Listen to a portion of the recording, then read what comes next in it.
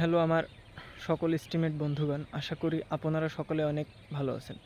আজকে আমি আবারও আপনাদের মাঝে নতুন একটি ভিডিও শেয়ার করার জন্য হাজির হয়েছি।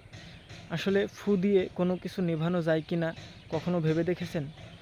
একটা জ্বলতে থাকা মোমবাতি ফু দিয়ে খুব সহজেই নেভানো যায়, কিন্তু একটা আতরবাতি ফু দিয়ে কখনোই নেভানো যায় না।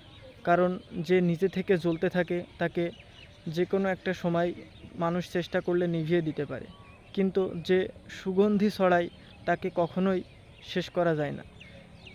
তাই নিজের জীবনটাও এমন কিছু করে তুলুন যাতে আপনার জন্য অন্য মানুষের জীবন আলোকিত হতে পারে।